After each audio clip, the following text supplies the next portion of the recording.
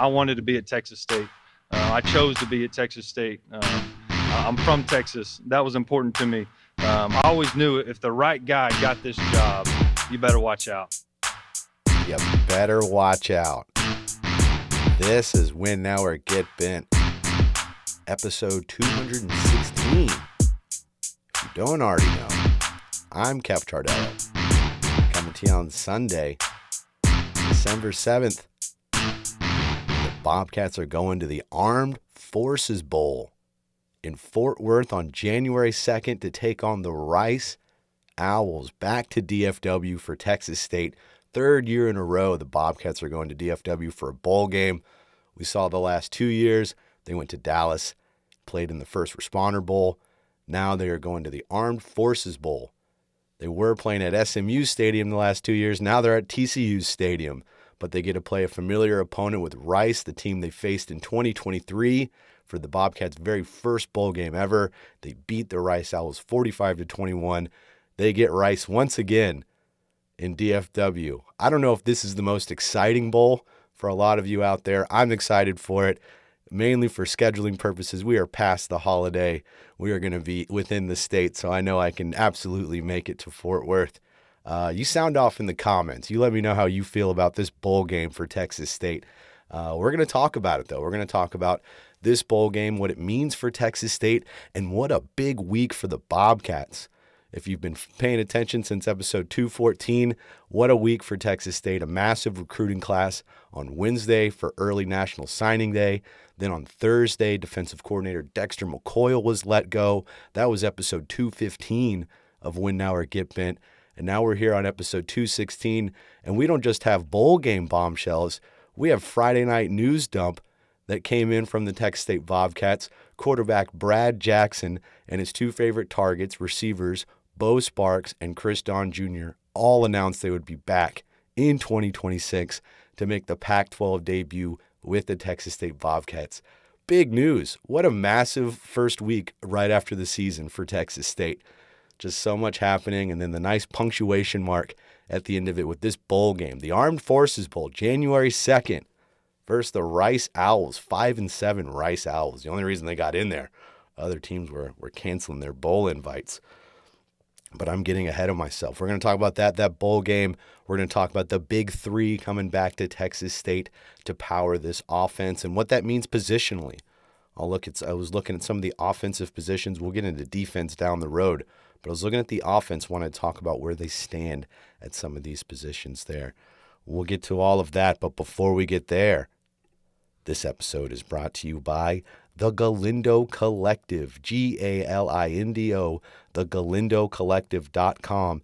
That's TGC LLC, a team of professional consultants dedicated to helping others realize their business potential through people, planning, and practice. Their services cover a wide range of areas such as business strategy, marketing, human resources, and financial planning. If you own property or a business and want to maximize its profitability, contact TGC at thegalindocollective.com and follow their social media platforms on Twitter at TGC_LLC and on Instagram and Facebook at The Galindo Collective. Shout out to my guy, Rick Galindo, a true Texas State sicko, a Texas State grad. This is the third year TGC LLC has been sponsoring Win Now or Get Bent. They helped us get to the last two bowl games. I'm sure they're going to help us again. It's not too far, just right up the road in Fort Worth. Check them out, though, thegalindocollective.com. That's Galindo, Galindo, thegalindocollective.com. All right, and if you're watching on YouTube, Win Now or Get Bent on YouTube, like, subscribe, comment, all the good stuff. You can see me wearing the BHI hats, script Texas State hat, the state hat, the rope hat with 3D embroidery, bhihats.com. That's Been Having It hats, bhihats.com. They've got lots of sweet looks. You get on there, you punch in WNOGB, get a 10% discount on them. But get in there. These looks are running out, and they're going to have some new ones for 2026. So help them out and get in there and get some of these good hats. bhihats.com. All right, everybody. Let's get to these Bobcats. We've been doing a lot of pods recently. Hope you've been keeping up. Hope you've been enjoying the content. I like making more frequent content. I may have scratched an itch I didn't know I had. with some daily content. But we're going to start at the top. Texas State versus Rice once again in the postseason bowl game. Bobcats taking on the Rice Owls. 5-7 Rice, only getting into a bowl game because some other teams, Kansas State, Iowa State, I saw Notre Dame as well, is turning down the bowl game. There was even some rumblings that Kansas State may have been Texas State's matchup in this Armed Forces Bowl. Because you look at some of the games in years past, it's been a pretty marquee matchup for the Armed Forces Bowl. So this one is, I wouldn't say it's not. It's marquee in my world. I love it. Texas State versus Rice. I'm all about it. But that might not grab the most national headlines. I will say it'll draw a local crowd for sure. Bobcats are going to travel to Fort Worth.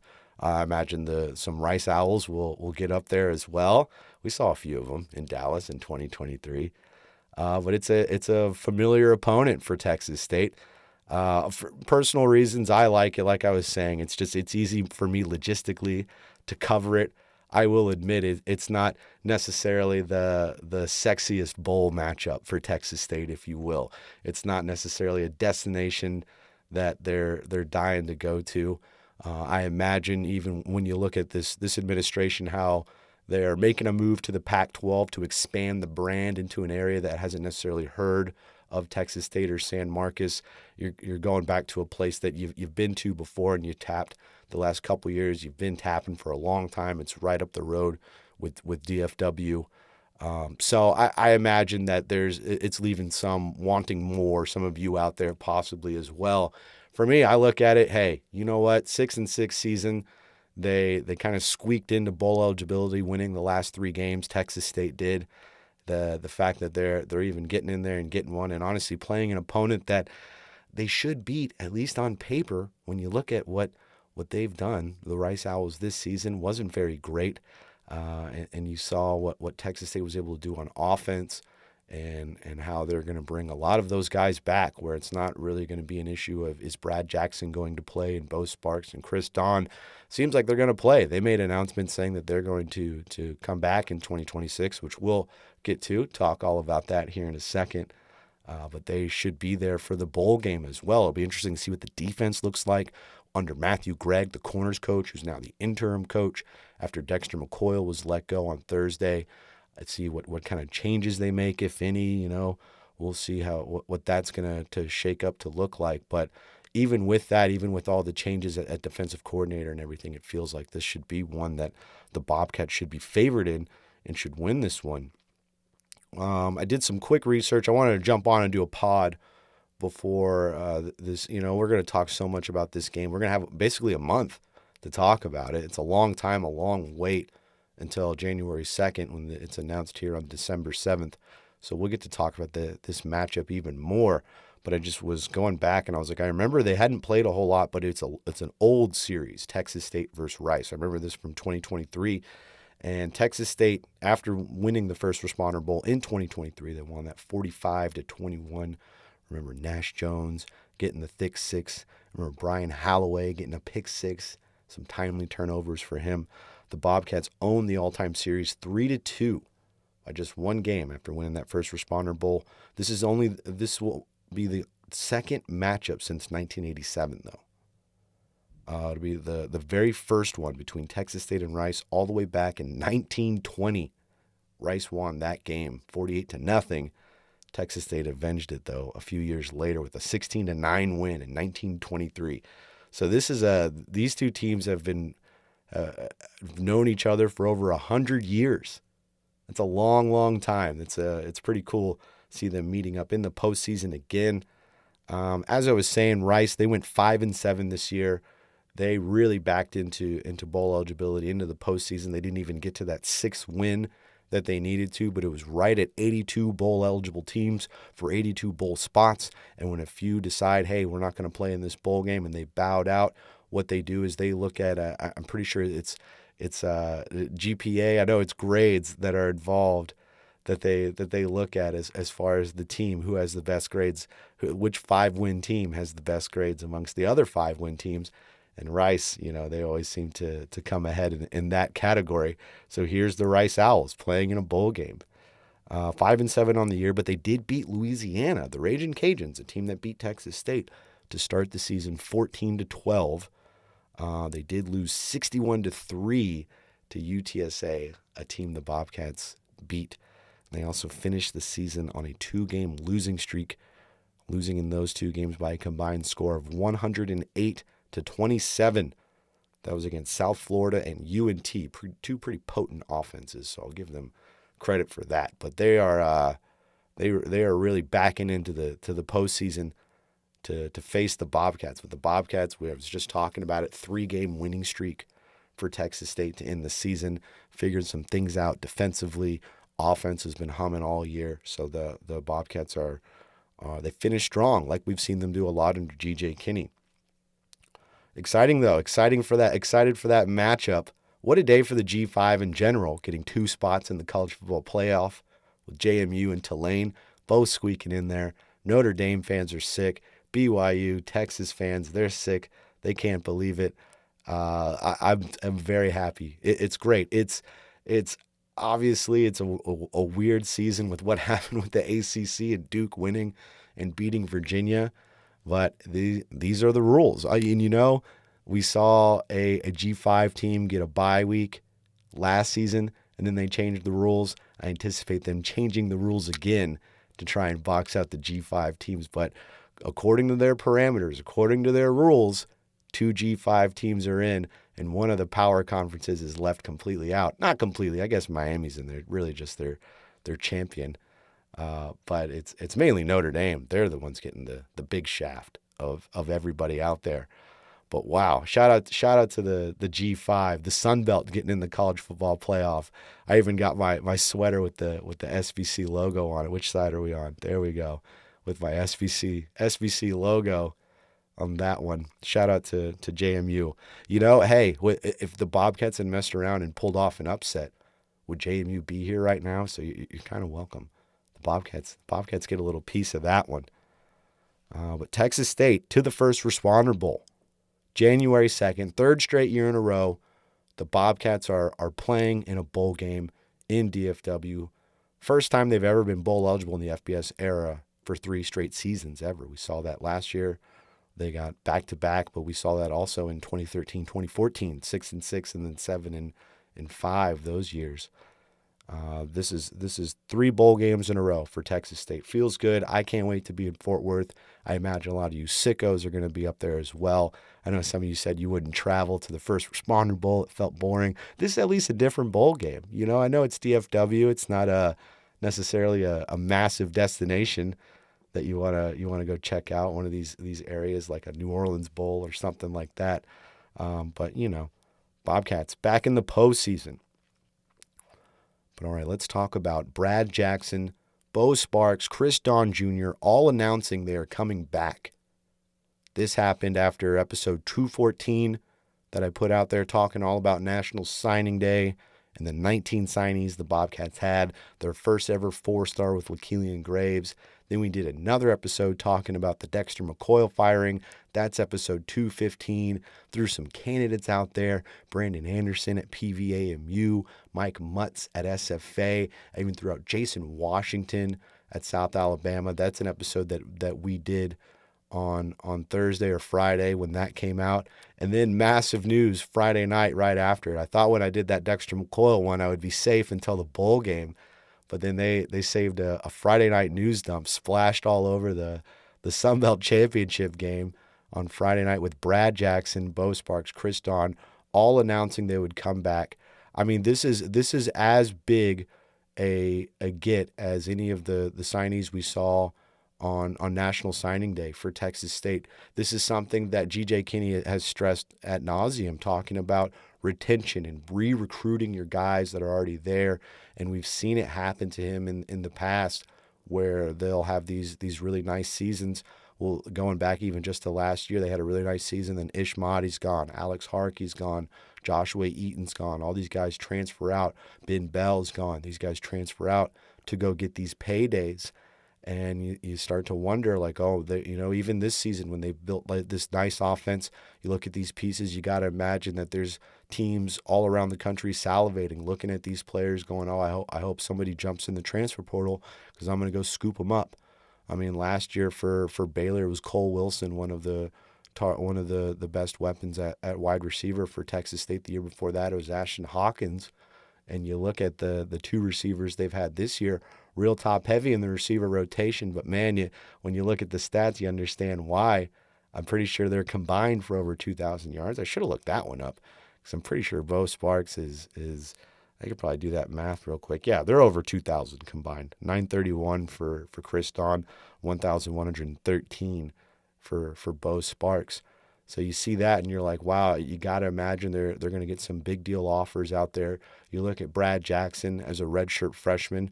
You imagine that he's going to have a lot of suitors out there, especially at a coveted position at quarterback, that there's going to be a lot of people out there. But it's just a testament to the culture that they have built here. Obviously, we don't know the NIL deals, the rev share distribution that they're going to take part in. We don't know the ins and outs of that, but that part doesn't necessarily matter right now when thinking about what G.J. Kinney has created, a culture where these guys want to stay, where Brad Jackson looks at this team and he's like, you know what, the best place that I could thrive is at Texas State. We saw him, I posted it on Twitter. It was an interview he did with the Zen Game podcast from last spring, talking about how he values opportunity over NIL and how that should be something that these recruits in the transfer portal and around the country should look at more, is opportunity over NIL. And he lived that. He's proving that by deciding to stick around because, yeah, he probably could go to a P4, not necessarily guaranteed to be the starter, not necessarily guaranteed to have the same results, even though it might be an increase in money. Even when he's talking about money in that podcast, he's like, I'm a young guy. I don't necessarily need all that money now. I mean, who doesn't need that kind of money? But to that, you got to admire that type of mindset when he's looking at his career and everything. And for not just Brad Jackson to honor that, but for the other two receivers. I mean, even somebody like Chris Don, where everyone's talking about Beau Sparks. He started the season with a 4-touchdown game. He's the first FBS receiver to go over 1,000 yards. And meanwhile, Chris Don's putting together an amazing season himself, averaging 17 yards a catch, almost getting to 1,000 yards. If he had played a full 12 games, maybe he would have gotten to that 1,000 yards. And there's a lot to be made about Beau Sparks, and Chris Don is wanting to come back and still be a part of that duo.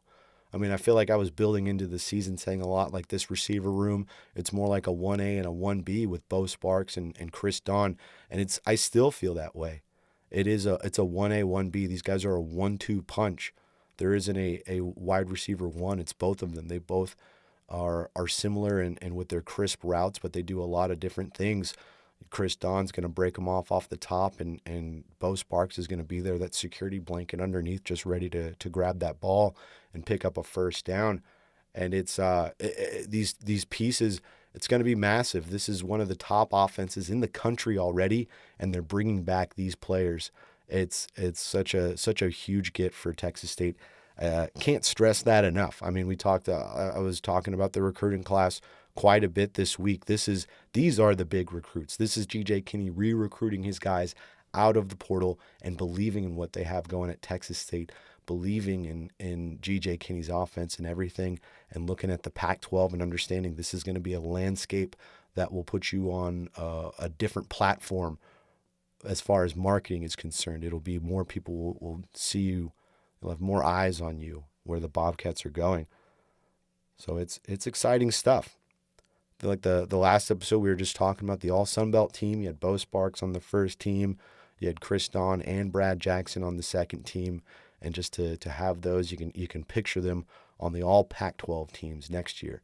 This is going to be right off the bat, it's going to be one of the most potent offenses in the Pac-12. I mean, you're going to have some real deal teams. Obviously Boise State, they just won the Mountain West Conference for a third straight year.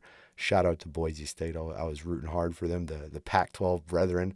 It's hard not to root for them until next year starts. I think until, July 1st, 2026? Is that when the honeymoon officially ends? I will say Washington State was getting a little close. I feel bad they lost their coach. Rogers is off to Iowa State. When I saw their Washington State Barstool account put up a meme, a Godfather meme with Washington State and Oregon as the Don, Vito Corleone, having his ring kissed by the other teams in the Pac-12, the other 6 teams. Didn't appreciate that, And then it felt like right after I saw that, then I saw their coach got poached, and I was like, you know what? It's a little. It seems a little deserving, because yes, it's awesome that the Washington State and Oregon State helped keep the Pac-12 alive by bringing in all these teams. But in the same breath, these other teams are keeping that conference alive. You're dead in the water, Washington State, Oregon State. Don't act like you're the dawn now, the dawn of the conference. I mean, you should be throwing pedals at our feet as well and thanking Texas State for being the 8th team to make you a conference. Talking about kissing the ring. I'm Italian too, okay? The Godfather is sacred text. You can't go out there throwing memes around like that at the denigration of Texas State University. I won't accept it. Boy, did I go off on a tangent there. I digress. We're talking about Brad Jackson, Beau Sparks, Chris Don Jr., all coming back. Let's talk a little bit more about Brad Jackson. I won't make this the longest episode. We've done a lot of content this week, so we'll leave it pretty brief. We'll have some more coming up. I got to get the Wizard on Win Now or Get Bent. Got to get him talking about this bowl game. But Brad Jackson, this season, 3,050 yards passing, 70% completion, which is the big one I want to stress. 70% completion is incredible. 18 touchdowns, 7 interceptions, running the ball 692 yards, rushing 16 touchdowns. He tied Claude Mathis with those 16 touchdowns for the most rushing touchdowns in a single season at Texas State. He has 20 in his career already. He had 4 as a true freshman. Remember, he came in 3 games, running the ball a whole lot. So that's what the Bobcats will be getting back in 2026 with Brad Jackson. Chris Don Jr. is coming back for his 4th season already at Texas State. 2026 will be year number 4 for him. Played 9 games as a true freshman. This past season, he had 54 catches, 931 yards, 2 touchdowns, 17.2 yards per reception for Chris Don Jr. He's already got 33 games as a Bobcat, 100 catches, 1,435 yards. That's 10th all time at Texas State already with a whole season left to play, and his 8 scores. He also has the 8th most yards in a single game. I feel like this got glossed over in the Marshall game that Texas State lost, but he had 180 yards. That's 8th most ever in a single game at Texas State. Year 4 for him. Wish they could find a way to redshirt him, go back and maybe not play him as much as a true freshman. Be nice to get another year for Chris Don, but who knows? He may be ready for the league after 2026. Excellent season for Chris Don Jr. I feel like I hope I come off as one of the foremost Chris Don Jr. appreciators, because I very much am. I hope I have been talking about him quite a bit. You could see the flashes when he was a true freshman in 23. It was a pretty the depth, the roster at the receiver, depth at receiver was pretty deep back then, so he wasn't getting in there a ton. Then you saw the 6 touchdowns last year. He's an exciting player, and each year he has ascended more, increased his receptions, his yards, everything about his game, and I anticipate him doing that again next year. But Beau Sparks was really the guy who broke out more than anybody else on this team this year. Well, I mean, that's probably not true. Brad Jackson, they broke out together. We'll give it to both of them. But 80 catches for Beau Sparks is tied for the most ever in a single season at Texas State. Still have a bowl game. Those stats count. The postseason stats count to that. 1,113 yards this season, most ever at the FBS level for Texas State, 2nd most all time. He needs 155 yards in the bowl game to catch Cam Luke from 2008. His 9 touchdowns this season, that's the 5th most ever at Texas State, and he passed a legendary Bobcat named Johnny Parker, who had 8 in 1969. And he is 1 touchdown away from 4th with Marcel Barbie, 2020. He had 10 touchdown catches. 105 career catches for Beau Sparks, 1,384 yards, and 11 touchdowns in just 2 seasons at Texas State. The Bobcats, number 7 total offense in the nation, They moved up to, they were number 8. I put out a tweet on Friday where they were number 8. They moved up to number 7. They passed the Indiana Hoosiers after the Hoosiers played Ohio State. They moved from 7th to 8th, and the Bobcats hopped them in that one.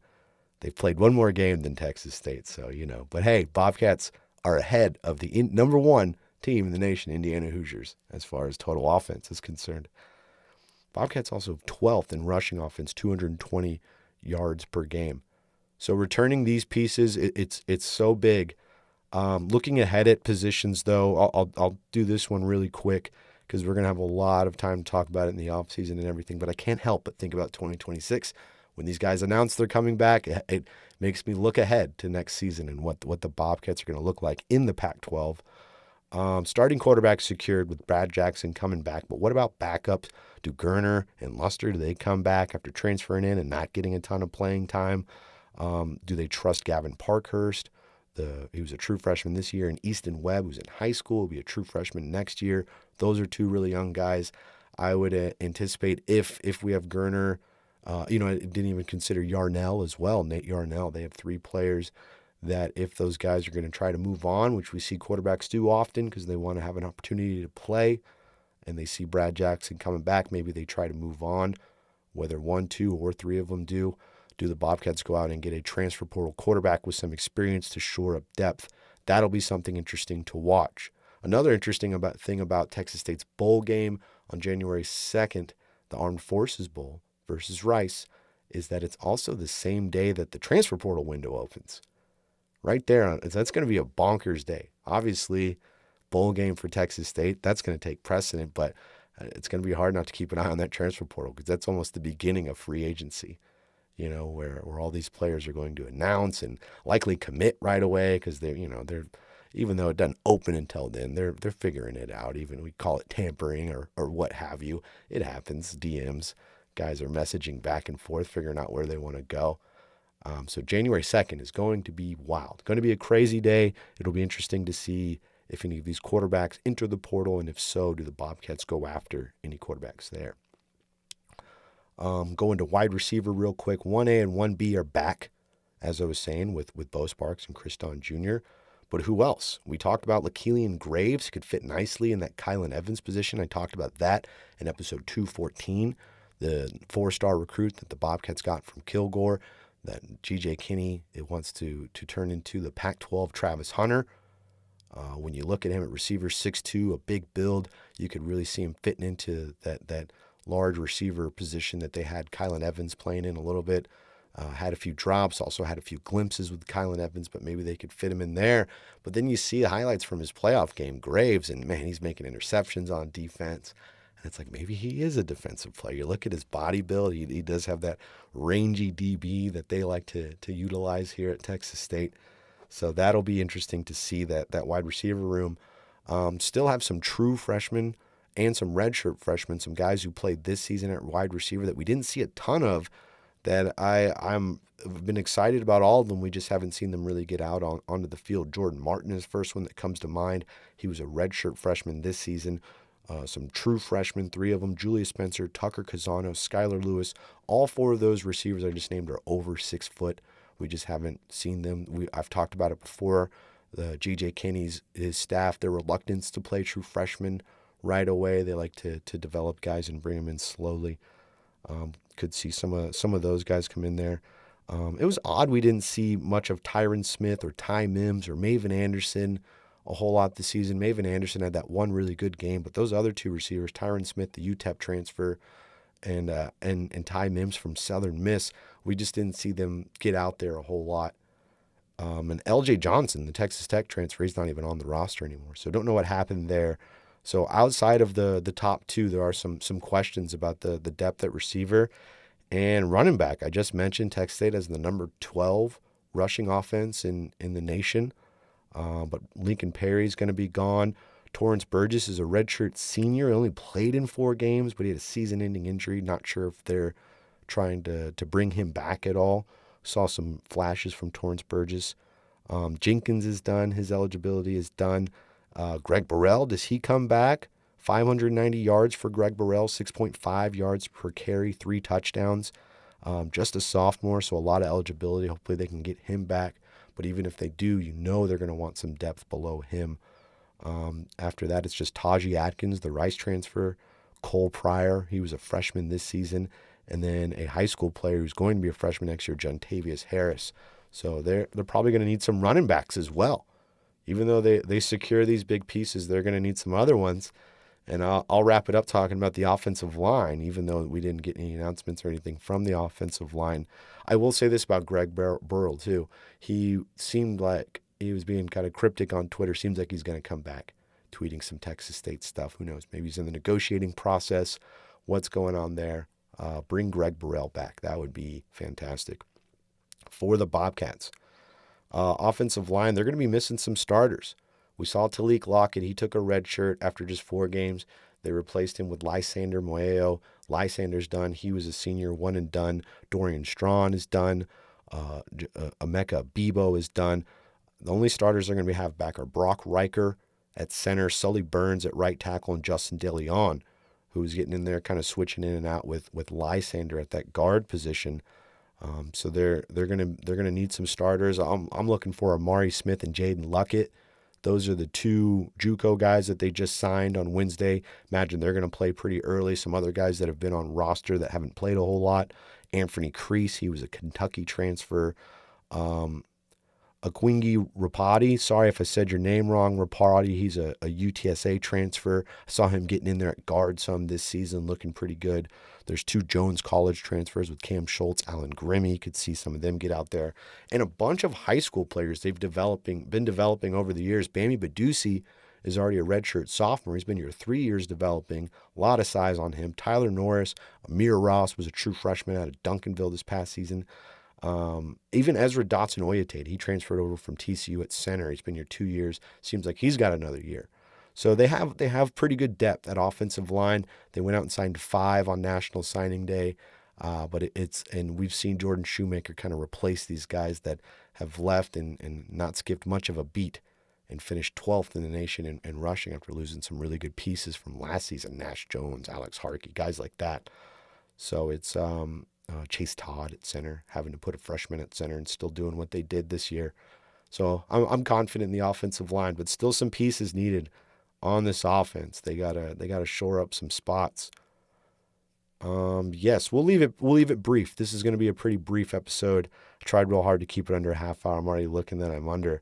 And I didn't even get to the part where I talked about on episode 215 about Dexter McCoy being out. I threw out some candidates for Texas State, potential candidates to play defensive, or to man the defensive coordinator headset for the Bobcats. Brandon Anderson out of PVAMU, Mike Mutz out of SFA, Jason Washington out of South Alabama, former Bobcat, been a coach here twice before and a player here, played football and baseball at Texas State. A lot of connections to Texas State for Washington.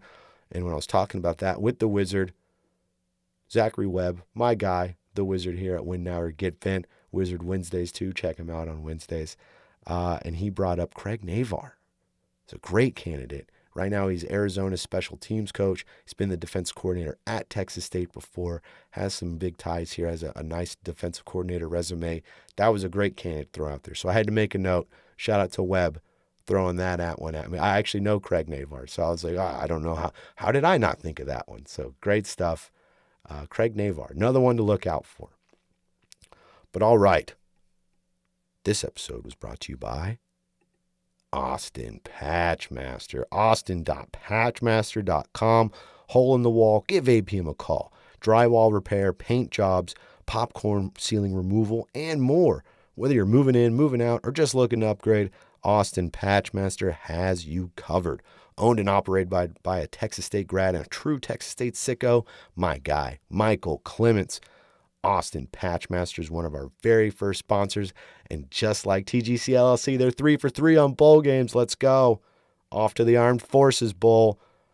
With over 200 plus 5-star reviews on Google, check them out at austin.patchmaster.com and call them up at 512-200-3888. That's 512-200-3888. Austin Patchmaster. All right. Make sure you check out our Patreon page, patreon.com/winnoworgetbent. No sweet Win Now or Get Bent merch on me. You can see I have this Texas State sweater. I've got the nice SBC logo on this one. I had to bust it out today with JMU getting in there. This was I like this sweater. You got the sleeves on it and everything. This was a purchase I made after they beat UTSA, and I had one too many sodas after that game, a few too many pops after that game. And I was posting on Instagram for the pod, and I saw a great ad for this sweater. I was like, wow, what an ad. And I ordered the sweater, and it was from China, and it didn't come for a very long time. I think this might be a bootleg sweater. Didn't really take that into account when I got it at the time. It's a great discount. I think I paid like $40 for it, something like that. But yeah, there we go. See, I got this cord. I got to figure out this cord. This is 2 episodes in a row. I'm having to get it out of my way.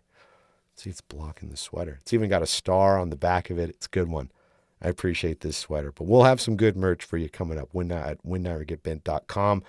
If you're not watching on YouTube, if you are, thank you. If you're not, Win Now or Get Bent on YouTube. Make sure you like, subscribe, comment, get on there, help us out, help us grow, help us get those subscribers up. If you are if you're an audio head like me and you like to consume your pods with your headphones in, you're a busybody, you got things to do, shout out to you. I appreciate it. Make sure you subscribe so that these download right to your phone and you can jump on it right when these episodes come out, because we're cranking them out. Even though it's the off season, we're putting out a lot of content. Check us out on Twitter at Win Now or Get Bent. Check us out on Instagram and TikTok at WNOGB. Don't forget to like, subscribe, comment, all that good stuff on all our platforms. Thank you to TGC LLC. Thank you to BHIHats.com. And thank you to Austin Patchmaster. Shout out to the Wizard. Look out for Wizard Wednesday. My guy, Zachary Webb. And of course, thank you, all of you out there listening. If it weren't for you, we'd be shouting into the void. But because of you, we are able to continue this awesome thing that we get to do, living out our dream, getting to talk sports all the time and bring you that sweet, sweet content that you deserve. All right, everybody. Armed Forces Bowl, January 2nd, Fort Worth. Be there. Rice Owls going down, frying up some rice. I'm excited for it. Can't wait. And I can't. Brad Jackson, Chris Don, Beau Sparks, all coming back. How about that one, too? What a Friday night news dump. But all right, everybody, I'm sure we'll have another one for you real soon, so hang in there. But until next time, win now or get bent.